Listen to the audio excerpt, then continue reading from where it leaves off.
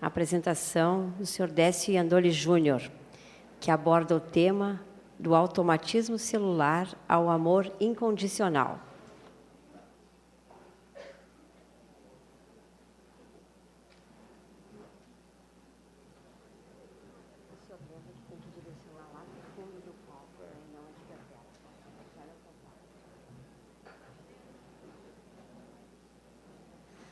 Um bom dia a todos.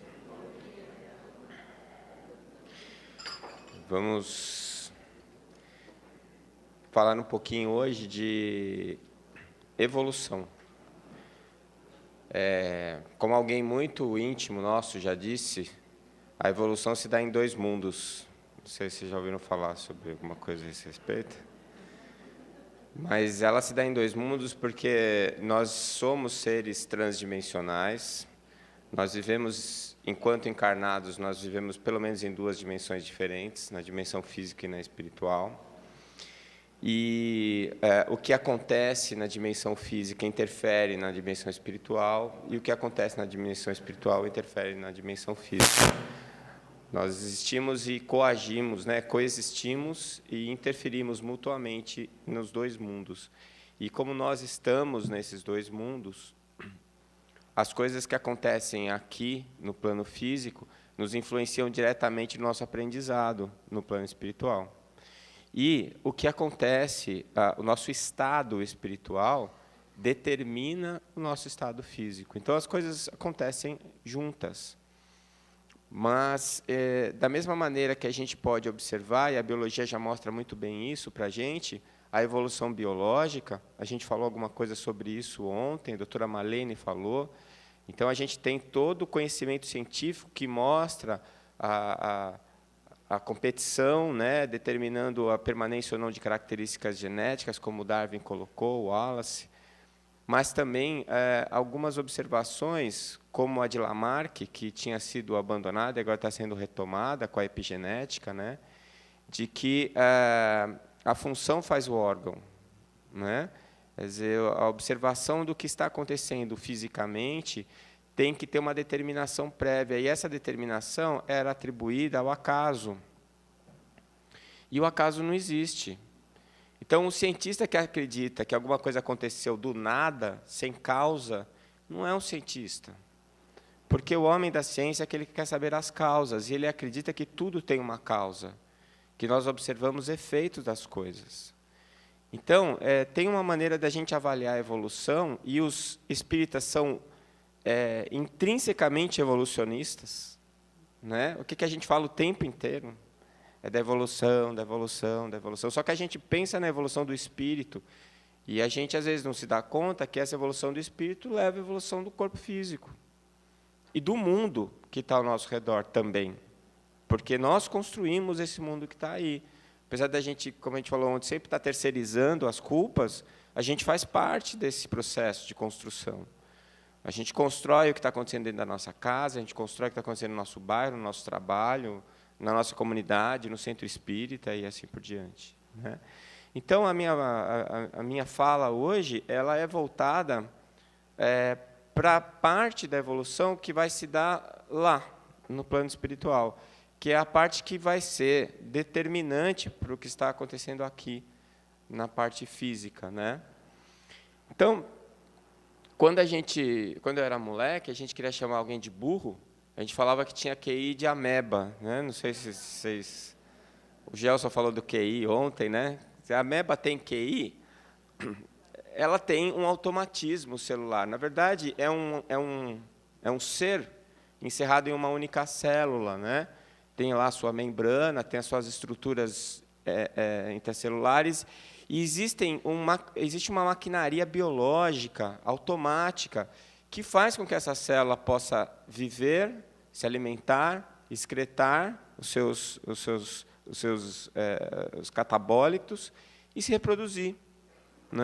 Então, essa família de amebas, ela tem lá os seus pseudópodes, e ela, através da sua membrana celular, ela entra em contato com o meio ambiente, e ela vai identificar partículas que são apetitosas e que ela vai fagocitar e transformar em alimento, ou elementos que possam ser nocivos, que ela vai se afastar e vai tentar evitar aqueles elementos. Então, a gente pode dizer que ela é inteligente?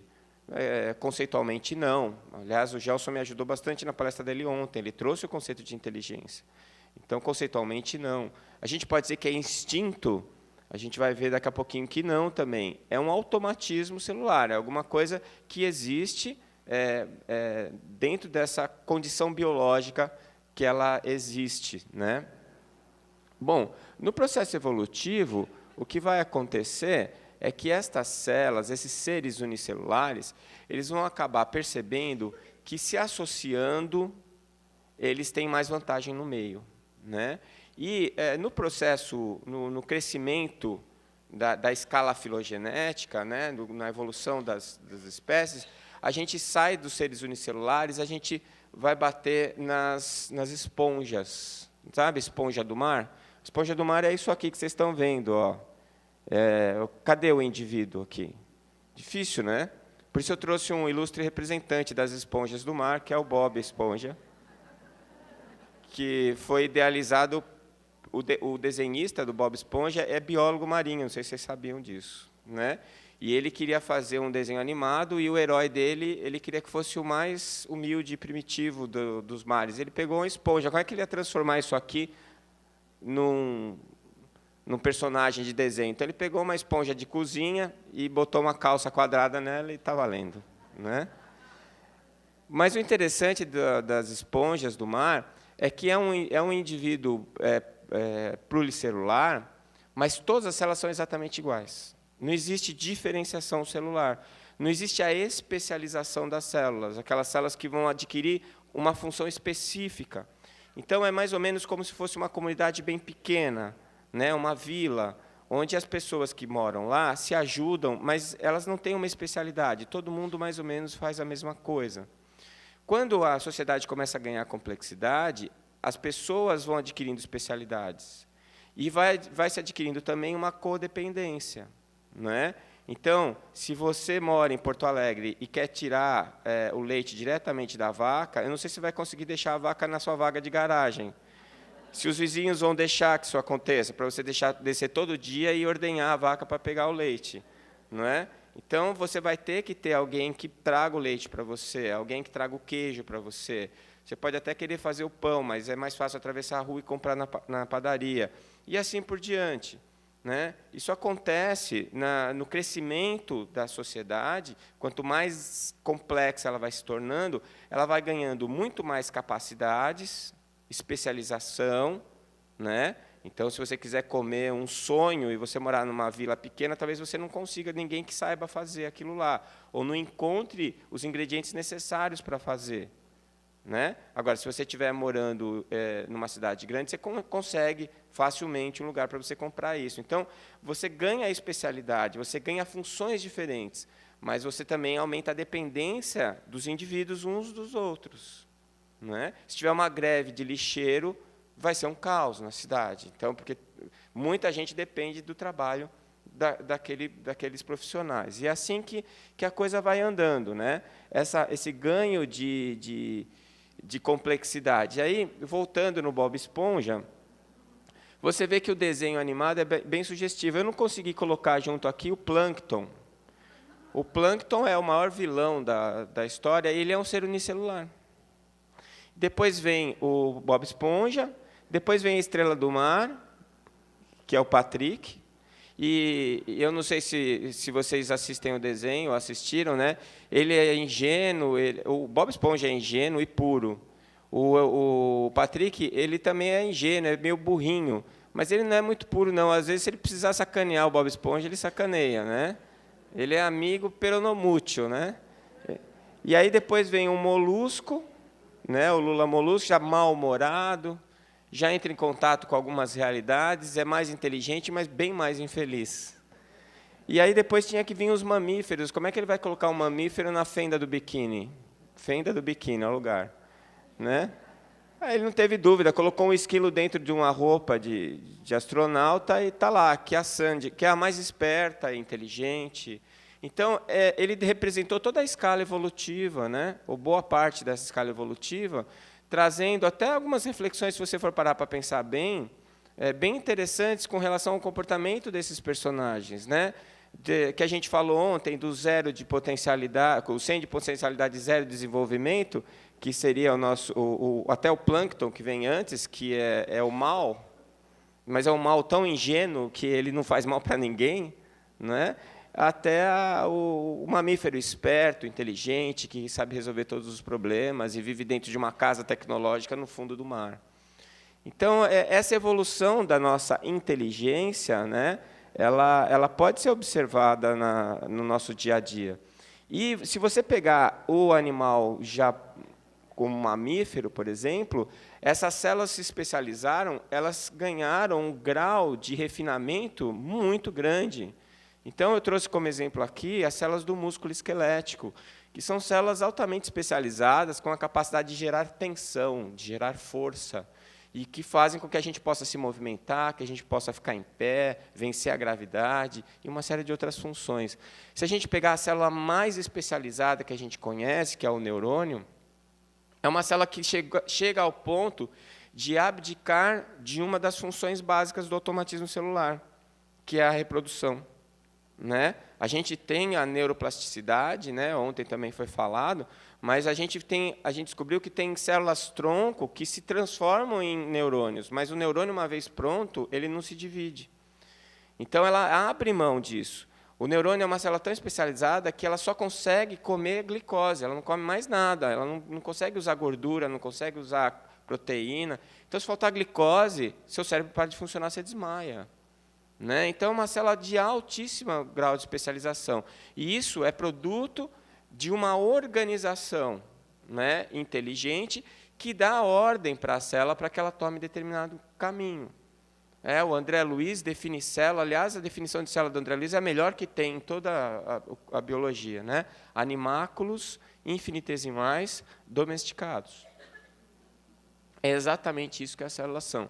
Elas cumprem ordens. Né? Elas fazem aquilo que a consciência que as domina determina que elas façam. Né? Então, essas são as células, é o automatismo celular. Mesmo a célula que está formando o meu corpo, eu já li vários números, mas assim, no Guyton estava lá 75 trilhões de células que formam esse condomínio que somos nós, encarnados, né? Estas 75 trilhões de células, elas mantêm cada uma delas, apesar do grau de especialização que a gente determinou para elas, elas mantêm os seus princípios básicos. O seu automatismo celular está lá.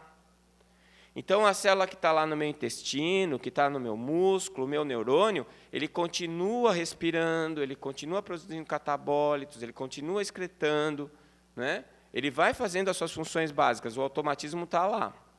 Só que, quando a gente ganha esse grau de complexidade, já vai tendo o aparecimento de um grupo específico de células, que são as células do sistema nervoso. E essas células são células capazes de perceber os estímulos do meio e elaborar respostas para esse estímulo. E aí, esse processo de aperfeiçoamento, esse ganho de funções específicas, ela acaba fazendo com que o indivíduo comece a ter alguma forma de elaboração das respostas. Não é mais automático, como era na célula, né? Que a célula, independente do que está acontecendo no meio, ela funciona daquele jeitinho dela. Agora, não, já tem alguns comportamentos que eu posso disparar em situações específicas. E isso é o instinto. Né? São comportamentos herdados, são padrões de comportamento herdado, de resposta. Né? E sempre há certos tipos de situação ou características determinadas da espécie. Então, aquela espécie, diante daquele estímulo, responde do mesmo jeito.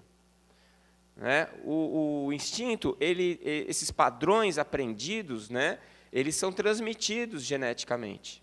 Existem vários trabalhos que sugerem fortemente que o RNA faz isso. Né? O ácido ribonucleico, ele faz a transferência da memória celular. No livro do Dr. Hernani Guimarães, tem a reencarnação no Brasil, ele descreve um trabalho bem interessante que foi feito com planárias. Né? Planária é aquele bichinho que parece vesgo, assim, a gente olha, eles têm os ocelos, parece que ele está vesgo. E eles cortaram, quando os cientistas, eles treinavam as planárias para se alimentar, colocavam num Y, colocavam a comida do lado direito e não colocavam nada do lado esquerdo. E elas aprendiam que é o lado direito que tinha comida, elas iam sempre para o lado direito. Você vai treinar planária, deve ser uma profissão interessante. Aí, quando as planárias estavam treinadinhas para ir sempre para a direita, ele cortava as planárias. E elas se dividiam e formavam duas. Cada uma que ele cortava formava duas. Né? E quando ele cortava as planárias com a cabeça para cima e o rabo para baixo, as que saíam do rabo não sabiam que tinha que ir para a direita. E as da cabeça sabiam. Um outro trabalho que ele descreve com ratinhos, ele treinava os ratinhos, o rato ele é ativo à noite, ele não gosta da luz. Então, ele colocava a luz e umas casinhas escuras para os ratinhos ficarem. Os ratinhos iam para a casinha para ficar lá no escuro. Aí ele colocou um choquezinho. O ratinho não conseguia ficar na casinha porque ele tomava choque, ele saía. Quando os ratos estavam treinados para não entrar na casinha, ele matava o ratinho, fazia um suco com... Não o doutor Hernani, que ele não ia fazer isso, o pesquisador. Fazia um suco com o sistema nervoso central e injetava em ratinhos que nunca tinham sido treinados. E aqueles ratinhos que não tinham sido treinados passavam a se comportar como os ratinhos que tinham sido treinados. Eles tinham medo de entrar na casinha. Quando colocava uma enzima, uma RNase, que destruía o RNA, antes de injetar nos ratinhos novos, eles não adquiriam um comportamento. Então, é uma pesquisa bastante interessante que fala da herança, do comportamento transmitida celularmente, geneticamente, né? E tem a ver com esse padrão de comportamento automático. Então, o instinto ele é basicamente um padrão de comportamento responsável pela autopreservação, né? Quem é que está lutando pela vida aqui? O gamo ou a chita? Os dois. Né? Os dois. Aliás, eu estava assistindo outro dia no canal educativo como a vida da chita é dura. Como é dura. Né? Ela gasta muita energia. Se ela demora muito para pegar a presa, quando ela pega a presa, ela está exausta, ela não consegue comer, ela precisa esperar. As hienas sabem disso e ficam na cola da chita. Quando a chita pega uma presa, elas vão lá e tomam a presa da chita, porque a chita não consegue reagir. Né? E como ela precisa comer muito, você vê que ela é bem magrinha, né? Então, a vida dela não é fácil. Né? Não é fácil. Então, mas você tem aqui dois comportamentos automáticos de sobrevivência. Agora, tem uma coisa que nunca ninguém parou para pensar, eu, como gastroenterologista, tenho um interesse direto. Não existe zebra com úlcera. Eu perguntei para o gastroenterologista dela, ele me falou. Os animais, apesar da vida dura que eles levam, eles não ficam remoendo situações possíveis. Então, se a zebra está lá pastando, ela está pastando. E está feliz da vida dela. Agora, se ela sente o cheiro do leão, aí ela se liga, derrama adrenalina, vê para que lado que está vendo o cheiro, corre para o outro. Ela toma uma atitude efetiva para preservar a vida dela. É um padrão automático, isso é instinto. Mas quando ela está pastando, se não tiver cheiro de leão, ela não fica pensando, será que vai aparecer um leão? Será? Será que vai aparecer um leão? Então não tem úlcera. Eu não devia estar contando isso para vocês, porque o que me sustenta é isso, né? Mas, de qualquer maneira, vale a dica, né? Então, eu vejo o instinto assim, como se fosse aquele botão vermelho. Em caso de emergência, aperte o botão. Não é? O problema é que nós nos acostumamos a ficar apertando o botão o tempo inteiro. Assiste o Jornal Nacional, você aperta umas 50 vezes o botão. Eu assisto propaganda política, eu saio com dor de estômago, eu já tomo um omeprazol antes. Na verdade, aquela situação que era só no momento de crise, a gente acaba gerando isso, porque a gente fica inventando, entre aspas, situações. Né? Isso já é algo que vai além do instinto. Né? Se não fosse o instinto, a gente poderia ter uma situação como essa. O cara está sendo comido pelo tubarão e... Né? o Darwin mostrou isso para a gente. Se um dia nasceu um coelho que não tinha medo da puma, ele não deixou descendentes. Né? Então, o medo ele faz parte da nossa autopreservação. Então, do mesmo jeitinho que as células que estão formando nosso corpo ainda têm o automatismo celular delas, apesar da gente já estar desenvolvendo, nós somos seres inteligentes, como disse o Gelson ontem, apesar de muita gente não ter se dado conta disso ainda, mas nós somos seres inteligentes, mas os nossos instintos estão lá. Como o automatismo celular está lá.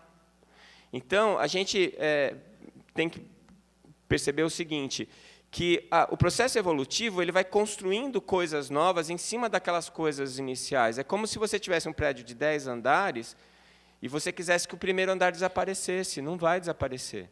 O primeiro tijolo que você pôs, a primeira fundação que você pôs no prédio, mesmo que o prédio tenha 50 andares, está lá, fazendo aquilo que ela estava fazendo desde o primeiro momento. Né? É claro que o crescimento do prédio faz com que você ganhe essas particularidades, essas possibilidades que são trazidas pela complexidade que vai se amontoando. Mas as funções básicas elas não são perdidas. É por causa delas que você conseguiu chegar nas mais complexas. Né? Então, o instinto ele é basicamente egoísta. E a gente vê isso também na escala filogenética. Tem uma boa parte dos peixes, eles se reproduzem assim. O peixinho encontra a peixinha, ele pisca para ela, mas ela não enxerga, porque a membrana palpebral deles é transparente.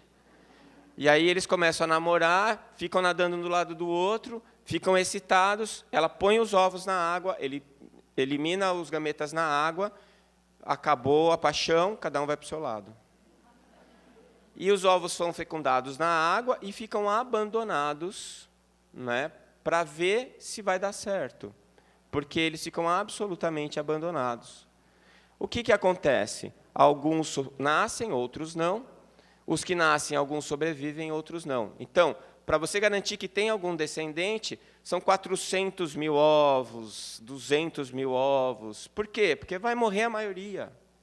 Porque não existe nenhuma maneira, nenhum mecanismo de preservação desses ovos. Né? Então, o número de descendentes é grande. Em compensação, se você for chegar nos mamíferos, né, a gente já lembrando lá da Sandy, você pegar uma loba, por exemplo, ela tem um número menor de descendentes. Né? Aliás, essa ninhada dela foi bem grande aqui, porque ela, às vezes, 2 ou 3 filhotes, em média. Mas ela tem um comportamento de preservação. E o interessante é que esta fêmea, que teve os filhotes, o instinto de preservação dos filhotes é mais forte que a autopreservação dela. Isso já é uma coisa interessante da gente analisar, porque, apesar da gente falar que é instinto, esses animais são inteligentes já. E a inteligência já está trazendo um comportamento que suplanta o instinto de autopreservação dela. Ela é capaz de atrair um predador para fazer com que os filhotes dela sejam defendidos, sejam preservados. Né? Eu estava acompanhando esses... Na minha época, chamava Mundo Animal. Hoje em dia, tem um monte de canais. Né? Então, tinha uma chita, foi esse da vida dura da chita aí que eu assisti, que ela tinha, na área onde ela vivia, tinham 2 machos. Ela cruzou com um macho, teve 2 filhotes. O outro macho, como sabia que aqueles filhotes não eram dele, matou os filhotes. No outro ano que ela entrou no cio, ela teve relações com o que tinha matado os filhos dela inicialmente. E o outro matou a ninhada. Na terceira vez, o que ela fez? Ficou com os 2. E aí ela teve um filhote, mas nenhum dos 2 atacou o filhote dela. Mas aí o que aconteceu? Num belo dia ela tinha que sair para caçar, o filhote dela estava lá, e ela pegou uma toca, um buraco, e guardou o filhote lá para ela poder ir caçar. Tinha uma piton. Quando ela voltou, a piton tinha matado o filhote e engolido o filhote. Ela mordeu a piton, mordeu, atacou a piton fugiu e entrou na água. Ela ficou postada na frente da toca da piton. durante 24 horas. A hora que a Piton deu mole, ela foi lá, atacou de novo a Piton, até que a Piton vomitou o filhote. Ela lambeu, lavou o filhote, ficou 12 horas do lado do filhote, até perceber que o filhote não estava morto mesmo. E aí ela chorava todos os dias. O biólogo que acompanhava essa chita, ele acompanhou ela por 17 anos, a vida inteira dela, desde que ela nasceu. Ele contou a história da vida dela. Isso daí é instinto? Tem o instinto de preservação, tem o instinto de preservação da espécie, mas ela já está demonstrando alguns rudimentos de amor. Se a gente for pegar os nossos irmãos primatas, que, na minha opinião, são esses espíritos que estão em processo de hominização, né? Eles estão bem próximos da gente, então eles já demonstram uma série de características que são eminentemente humanas, né? Porque eles já estão trazendo todo esse cabedal de informações e de comportamentos aprendidos, instintivos, e já trazendo algumas novidades que são provocadas pela inteligência. Então, a definição de inteligência, o Gelson trouxe ontem, a mesma que eu tenho, pode ser definida como a capacidade mental de raciocinar, planejar, resolver problemas, abstrair ideias, compreender ideias, linguagens, de aprender. Então, é uma nova capacidade que a gente agregou. Então, o automatismo celular, o instinto, a inteligência. Já com um aparelho neural suficientemente desenvolvido para a gente expressar essa inteligência, essa nossa capacidade de analisar, de raciocinar, de aprender, que vai ser expressa biologicamente através do nosso sistema nervoso central. E o raciocínio, né, que é interrompido nos animais. Eu não sei se vocês têm cachorro em casa, não tem aquele momento que ele fica naquele estado contemplativo, assim? E você fica pensando assim, o que será que ele está pensando? Ele não está pensando em nada. Às vezes dá vontade disso, né? A gente estava conversando ontem sobre meditação, né? Vamos esvaziar a cabeça e não pensar em nada. Que paraíso! Eu vou entrar no grupo de meditação assim que eu chegar em Campo Grande, isso é a primeira coisa que eu vou fazer, para ver se eu consigo parar de pensar por alguns segundos, né? A minha mente é meio agitada. Então, o cachorro, ele pensa, depois ele para de pensar, ele pensa, depois ele para de pensar. Então, isso traz alguma dificuldade de encadear ideias mais complexas, né? O ser humano, o ser hominal, ele já tem raciocínio contínuo. E o que a gente não consegue fazer com isso, né? Quem sabe usar isso, né? Porque às vezes você pode ter um negócio e não usar. Mas se você tem e usa, a gente sabe que a gente consegue abstrair coisas complexas, a gente consegue... Por quê? Porque a gente está pensando o tempo inteiro, a gente não interrompe o raciocínio, é mais fácil da gente encadear ideias, né? Apesar que os animais encadeiam ideias, sim, né? Quem tem bicho em casa sabe disso. Então, a inteligência, ela não anula o instinto, mas ela subjuga, hierarquiza, como aconteceu com o automatismo celular. Então, a gente pode observar alguns comportamentos que são bem típicos nos animais e que a gente repete, mas a gente repete porque está lá. E, além disso, a gente ainda tem outros tipos de comportamento que são desenvolvidos pela nossa inteligência, pela maneira da gente fazer as coisas, né? Então, por exemplo, se você tem um chefe bem chato e o chefe te fala alguma bobagem, te agride, ou te faz alguma coisa bem desagradável, o que é que você faz? Pula no pescoço dele? Não, porque senão você vai ser mandado embora, você tem que sustentar a sua casa, você tem conta para pagar. Você sai dali, faz um sorriso amarelo, sai dali, vai, procura outro emprego. A hora que você conseguir outro emprego, você vai lá e esgana ele. Então, você hierarquizou o seu instinto de autopreservação, de querer pular em cima do cara, agredir ele, né? A gente tem um instinto de preservação também com a comida, a gente quer comer, né? Quando tem alguma coisa gostosa, quando põe batata frita lá em casa, só uma vez em 15 dias, né? Que a gente vive num regime ditatorial alimentar lá, para ninguém ficar obeso. Então, quando tem batata frita e coloca na mesa, eu tenho 3 filhos, fica todo mundo olhando para o prato da batata frita. Outro prato desse só daqui 15 dias. O que é que o instinto faz? Eles brigam para ver quem vai pegar. Conta o número de batatas para saber quem é que vai comer. É instinto, não é? Eu falo para eles, meninos, que comportamento horrível, dá aqui o prato. Né? Porque quem manda lá, por enquanto, sou eu. Então, isso é instinto. Instinto de preservação, de querer pegar, ficar com a fêmea mais saudável, a melhor, de querer ficar com a comida mais saudável, de garantir o lugar mais seguro, não é? É instinto.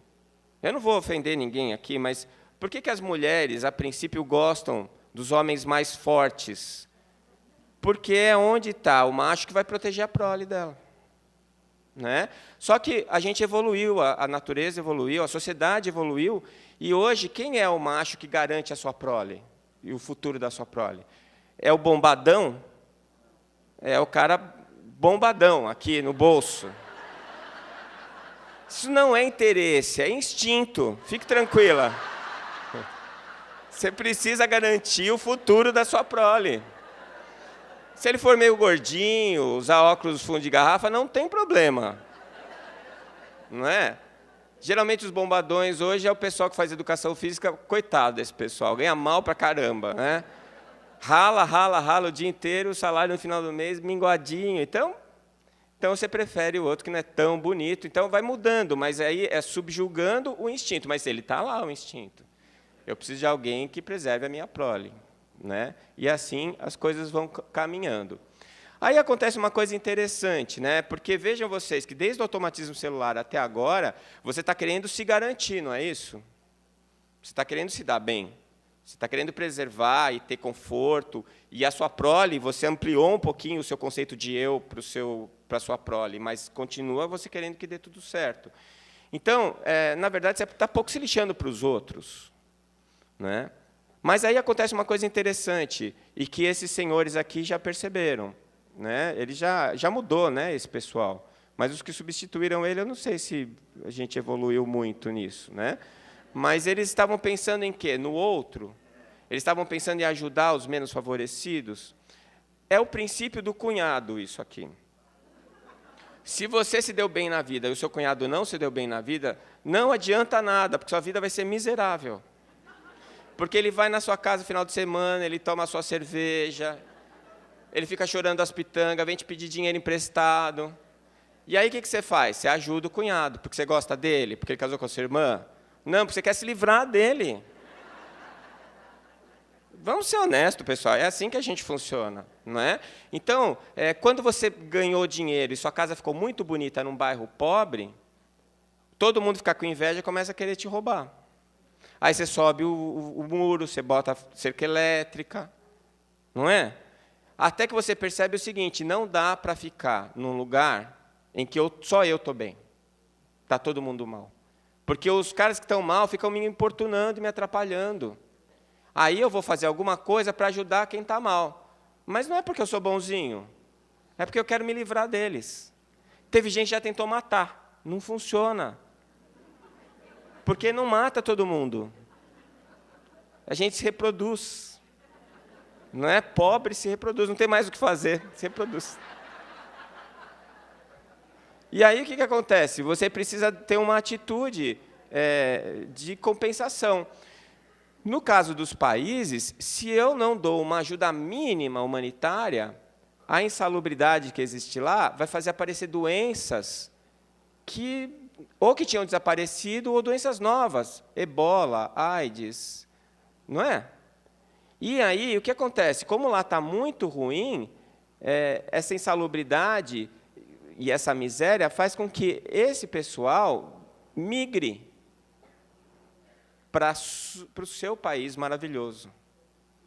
E aí, o que acontece? Eles trazem as doenças, eles não têm qualificação profissional, eles aumentam os bolsões de pobreza, e começa a diminuir a qualidade de vida da sua casa. Então, você tem que tomar uma atitude. É muito melhor cuidar deles lá, para eles não virem para cá. E aí você começa com as ações humanitárias. Na verdade, você está percebendo, através da sua inteligência, que, apesar do seu instinto dizer que você precisa se dar bem e você querer isso, num determinado momento, você percebe que não adianta só você se dar bem, porque o outro que não se deu bem vai te atrapalhar. Você quer que ele evolua, que ele progrida, não é porque você gosta dele, é porque você não gosta dele. E aí acontece isso. Só que aí você começa a fazer a ação humanitária, você começa a ir para ajudar. E o Sérgio Moll, o Dr. Moll mostrou isso daí no trabalho dele, foi a doutora Marlene mesmo que trouxe isso para a gente. Tem toda uma bioquímica que funciona no seu cérebro que te recompensa pelo que você está fazendo. E aí você começa a sentir um bem-estar muito grande de estar fazendo bem para as pessoas. Então, o cara que mandou esse pessoal lá no terceiro mundo, ele não percebe isso. Mas quem está lá trabalhando percebe. Porque quando você começa a fazer alguma coisa legal, você começa a sentir um prazer. E olha que engraçado, né? Você foi lá, não era para ajudar o outro, era para livrar a sua cara. A gente falou disso ontem. Né? Esse nível de auto-honestidade é um negócio meio violento, mas é bom a gente começar a encarar isso. Porque até quando eu fui procurar o Espiritismo ou a Igreja Católica, eu estou querendo me livrar do ruim. Eu quero garantir um lugar legal quando eu desencarnar. Né? Chegar do outro lado, está tudo escuro, pessoas se arrastando no chão, putz, deu errado. Né? Eu quero chegar do outro lado, está todo mundo feliz, né? Com luz e tal. Opa, legal. Aquela sopa que eu fiz lá há 20 anos deu certo. Né? Então, na verdade, a gente está atrás disso num primeiro momento. Só que você foi para livrar a sua cara com Deus, e na hora que você começou a trabalhar, você começou a ver que era muito mais do que isso. Você começou a perceber que tinha um bem-estar intrínseco que acordava dentro do seu coração quando você estava lá. E aí você fica viciado em fazer o bem, porque você sente falta quando você não vai. Parece que você não tomou o seu Lexotan. Né? E aí você começa a se embrenhar em coisas que as pessoas falam, por que essa pessoa faz isso? Tem uma história muito interessante, que tinha um grupo de jornalistas que foi visitar a Madre Teresa no trabalho dela, e ela estava lá dando banho num leproso quando eles chegaram. E o leproso estava numa situação muito ruim, e ela toda cuidadosa com as feridas. E aí um jornalista do inglês virou e falou assim, eu não faria isso nem por $1 milhão. E ela vira para ele e fala assim, nem eu. Não é? Ela já tinha percebido uma coisa que ele não tinha nem pensado, que o fazer o bem te faz bem. E você passa a fazer o bem não é nem para o outro, é para você. Você precisa daquilo. Então, você precisa do outro para te fazer feliz, mas não é que o outro vai vir te fazer feliz. Você precisa do outro para que você possa trabalhar pela felicidade dele para te fazer feliz. É uma pegadinha de Deus isso daí. Não é? Ele te driblou e você nem percebeu. Botou no meio das suas pernas a bola, pegou do outro lado, fez um golaço e você ainda não percebeu que a bola passou no meio das suas pernas. Porque ele está através do seu interesse próprio, você começa a perceber que o seu interesse é fazer o bem para o outro, porque é a única maneira de você conseguir realmente se sentir pleno, realmente se sentir feliz. Né? E aí a gente se depara com algumas situações em que a gente não tem outra alternativa. Porque você adquire um nível de consciência do que está acontecendo ao seu redor que não te deixa outra alternativa a não ser tomar alguma atitude diante daquilo. Enquanto isso está acontecendo na televisão, enquanto isso está acontecendo longe de você, você ainda consegue um certo grau de isolamento. Mas quando isso começa a acontecer na tua frente, você não tem alternativa. Não é? Então, se antigamente as pessoas conseguiam passar, né? Teve um caso que aconteceu na China, de uma pessoa que infartou, caiu na rua, as pessoas passavam do lado e não faziam nada, ninguém nem olhava para ela, demorou não sei quantas horas para alguém chamar a polícia para ver que a mulher tinha morrido. Né? Eu acho, aliás, eu assisti um vídeo outro dia no YouTube que mostrou isso, nós aqui no Brasil somos incapazes de fazer isso. Eu acho, sinceramente. Eles pegaram uma câmera da Praça da Sé, em São Paulo, que é, teoricamente, um lugar que ninguém está olhando para o outro, que é uma câmera de segurança, e eles mostraram as cenas em que as pessoas se ajudam. Eu não sei se vocês assistiram isso. É emocionante. Coisas assim, da pessoa parar o carro para ajudar o outro, de tomar uma atitude que ela está parando a vida dela para ajudar o outro. Isso é caridade. É o óbolo da viúva. Eu estou parando a minha vida por causa da vida do outro. E por que eu faço isso? Porque eu percebi que isso é fundamental para mim. Porque eu percebi que é o caminho mais seguro para eu ser feliz. Para eu me sentir bem comigo mesmo. Para eu me sentir harmonizado com o ambiente, com o mundo onde eu vivo. Isso é a evolução da minha consciência, de mim mesmo e do mundo que eu vivo. Isso é inteligência elevada a uma outra potência, a um outro patamar, diferente da capacidade de cálculo, diferente da capacidade de abstração de conceitos difíceis, complexos. Nesse momento eu estou percebendo a minha inteligência em relação a quem eu sou e ao mundo onde eu vivo. E aí você vai ter o bem-estar de perceber que você foi capaz de gerar bem-estar. A gente está... Eu recomendo todos, quem quiser, entrar na internet e procurar um site chamado Fraternidade Sem Fronteiras. É um grupo que partiu de um centro espírita de Campo Grande e eles têm 3 creches na África, em que eles cuidam das crianças de lá. Fala, mas vai para a África? Pois é. A AIDS dizimou a população. E tem uma quantidade enorme de crianças que, além de pobres, são órfãs. E que vivem sozinhas em barracos. Crianças de 10, 12 anos vivem sozinhas em barracos. Totalmente desprovidas de qualquer assistência governamental. E aí o Wagner foi lá, viu essa situação, juntou um grupo de amigos e fizeram uma creche numa aldeia. Agora já são 3 aldeias, são mais de 600 crianças que são atendidas. É isso, o Wagner virou um viciado em ajudar. Ele não consegue não ir. E ele vai contaminando as pessoas que estão ao redor dele com isso daí. Você pode adotar a criança, você tem a foto da criança, quem ela é, quantos anos ela tem, e você adota essa criança, você dá R$50 por mês, com R$50 por mês, ele dá 2 refeições e um lugar para essa criança dormir. Além disso, ele contratou professora, ele alfabetiza essas crianças, elas têm atividade, elas saíram da miséria absoluta. Isso é a inteligência elevada a uma outra potência. E o que o Wagner quer? Que todo mundo fala, nossa, como esse cara é legal. Não tem uma foto dele, não tem nada. Ele é um cara enorme de espírito, porque ele tem o meu tamanho, é um cara super simples, anda sempre na boa, com um sorriso no rosto de quem está muito feliz. É uma drogadição do amor. Ele é um dependente de ajudar os outros. Essa situação é a situação em que você já não precisa do reconhecimento do outro. Se você não precisa do reconhecimento do outro, você está livre.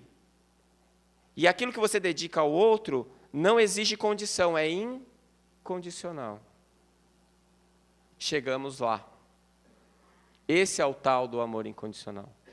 Em que eu vou ser feliz, principalmente porque eu não preciso esperar nada do outro. Eu vou ajudar o outro porque ajudar o outro me faz bem. Se o outro não ligou, não percebeu, tanto faz. Aliás, num determinado momento, o reconhecimento do outro te atrapalha, te incomoda, porque não é isso que você quer. Você quer a chance de ajudar ele, só, mais nada. Porque é isso que te faz feliz, isso que te traz o bem-estar. Então, no final, a gente descobre que fazer o bem faz bem para a gente antes de fazer o bem para o outro. É a pegadinha de Deus, o egoísmo te leva ao altruísmo. Porque você sempre esteve atrás de se dar bem. Você sempre esteve atrás de se sentir bem. E isso te levou ao amor incondicional. Eu só me sinto bem quando eu amo o outro sem esperar nada em troca dele. E aí a gente chega no final do processo evolutivo, que nós ainda não estamos lá. Nós temos flashes desse lugar. A gente consegue estar lá de vez em quando. A gente consegue fazer isso às vezes. Mas como é bom quando a gente consegue. É o 3º andar da casa mental que o André Luiz contou para a gente, né? Às vezes a gente consegue chegar lá, quando a gente faz prece, ou quando a gente está engajado em algum trabalho como esse, né? Então, o amor incondicional é o último degrau na evolução da inteligência. Saímos lá do automatismo celular, da amebinha, e vamos chegar nessa percepção de que eu preciso do outro, mas não para ele me fazer feliz, para eu fazer ele feliz. Tem um atalho, né? Eu andei fazendo uma reflexão e eu percebi o seguinte, que a gente precisa ter metas para viver, mas a gente tem que abolir as expectativas. A expectativa é uma coisa tua, ela não é do outro. A expectativa é o que você espera do outro. Então, você gera uma expectativa que o que você acha que o outro tem que ser para você. Isso é falso, é uma ilusão. E aí o que acontece? Acontece que quando você percebe que o outro não é o que você imaginou que era para ele ser, você se ofende, você se magoa. É a história do príncipe encantado. Você pode beijar qualquer sapo que você encontrar, não vai virar príncipe. Mas o príncipe que você casou vai virar sapo. No primeiro dia que você acordar e for beijar ele e estiver com mau hálito, já é o sapo. Né? Quantas vezes, isso parece brincadeira, mas é verdade. Quanta gente eu já ouvi falar, o que você espera da sua vida? Eu estou esperando alguém que vai me fazer feliz. Filha, vai dar escara no glúteo. Não tem ninguém que vai te fazer feliz. É você a pessoa que vai te fazer feliz. E quando você encontra o cara que você acha que é o cara dos seus sonhos, é uma questão de tempo para ele te decepcionar. Não porque ele é ruim, porque você colocou ele num patamar fictício. É expectativa. Não é? Tem aquele Friends, tem um episódio em que a Mônica atende um cara que estava no metrô desacordado. E ela ajuda ele, leva para o hospital, o cara fica em coma um tempão. E era um cara bonitão. E ela começa a visitar eles. Alguém assistiu esse episódio? Ela começa a visitar ele e acaba levando a Phoebe para visitar também. Você vê que eu assisto televisão, né? Aí elas se apaixonam por ele. O cara está em coma. Mas ele é bonito pra caramba, né? E aí elas começam a criar as expectativas sobre quem ele era, o que ele era. Elas brigam as duas, porque elas ficam falando que ele ama uma ou ama a outra. Um belo dia, o cara sai do coma. E elas correm lá, para saber quem é que ele amava, afinal de contas. Ele era gay.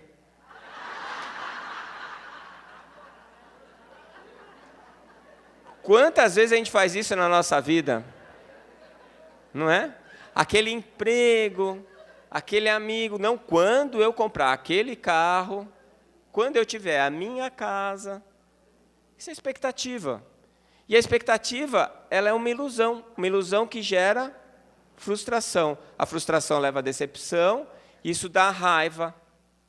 Porque como é que esse cara não é aquilo? Ele me enganou.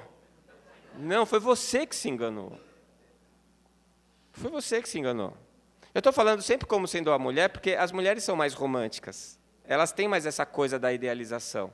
Né? O homem não tem essa parte do cérebro que faz essa...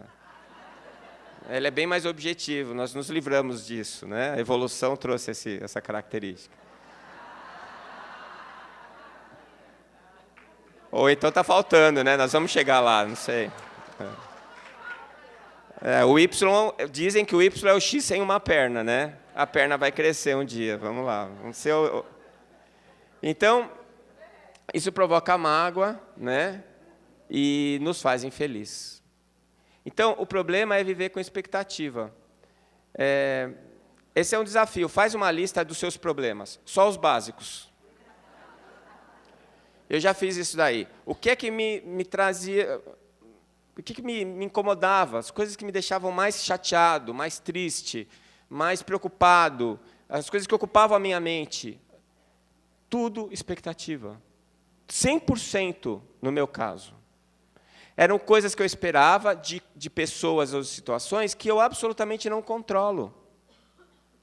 Não adianta eu esperar que a minha vida dependa do que está acontecendo fora do meu campo de ação. E qual é o meu campo de ação? Eu mesmo. Acabou. Mais nada. É simples assim. Então, eu estou planejando o futuro, não sei o quê, bibibi. Acontece alguma coisa, eu morro, acabou. Não é? Tantas coisas que a gente considera tão seguras, tão verdadeiras, tão sólidas, e que mudam de um dia para o outro. Né? Eu fui funcionário público tanto tempo e falava assim, tem que ter um emprego público por causa da sua aposentadoria. E bibibi, blá, blá. Eu era infeliz no meu emprego público, cheguei à conclusão que se eu chegasse no final da minha carreira e precisasse daqueles R$2.000 da aposentadoria do emprego público, tinha sido tão desgraçada a minha vida que ia fazer pouca diferença a aposentadoria. Eu preferi viver melhor, trabalhando onde eu gosto, do jeito que eu gosto, e em vez de ficar pensando no que vai acontecer daqui 50 anos, que eu não sei se eu vou chegar lá. Expectativa para tudo. Então, transforma a expectativa em meta. Olha, é difícil, quase impossível. Mas, pelo menos, você tomar ciência do que é expectativa, já facilita, porque você não vai se frustrar tanto assim. Não é? Porque, quando vem a frustração, o que acaba acontecendo é que você vai precisar do perdão. Lembra? A gente falou ontem. O único antídoto para a culpa é o perdão. Então, se eu me sinto culpado, ou se eu acho que o outro é culpado, eu vou ter que desenvolver o perdão. Então, o Chico falou isso, né? O perdão é necessário para quem não sabe amar. E é verdade. Porque se eu amo incondicionalmente, eu não espero nada de volta, eu não tenho expectativa, eu não me frustro, não preciso usar o antídoto. Eu simplesmente amo. Né? Então, quando você chegar lá, por isso que eu falo, né, do Deus antropomórfico. Ah, Deus vai te perdoar. Não vai te perdoar, porque Ele não te acusa. Ele não fica chateado com você. Ele sabe quem você é. Ele sabe que você vai pisar na bola. Ele sabe disso. É igual você com o teu filho. Quantas e quantas vezes teu filho faz coisas erradas, você vai lá e limpa. Né? O Madeira falou agorinha aqui, a criança vomitou, você ficou ofendido? Não, poxa, é criança, está passando mal. Né? Você não fica ofendido porque ela vomitou em você. E é assim. Na verdade, quando você consegue acordar em você o amor incondicional, você deixa de precisar perdoar, porque você não se ofende, você não se magoa. Né? Nós vamos chegar lá. Tenham fé. Então, a conclusão. Muitas vezes, as pessoas são egocêntricas, ilógicas, insensatas. Perdoe-as assim mesmo. Se você é um vencedor, terá alguns falsos amigos e alguns inimigos verdadeiros. Vença assim mesmo. Se você é honesto e franco, as pessoas podem magoá-lo. Seja honesto assim mesmo. O que você levou anos para construir, alguém pode destruir de uma hora para outra. Construa assim mesmo. Se você tem paz, é feliz, as pessoas podem sentir inveja de você. Seja feliz assim mesmo. Se você é gentil, as pessoas podem acusá-lo de egoísta, interesseiro. Seja gentil assim mesmo. Dê ao mundo o melhor de você, mas isso pode não ser o bastante. Dê o melhor de você assim mesmo. Veja você que, no final das contas, é entre você e Deus. Nunca foi entre você e as outras pessoas. Madre Teresa de Calcutá. Muito obrigado.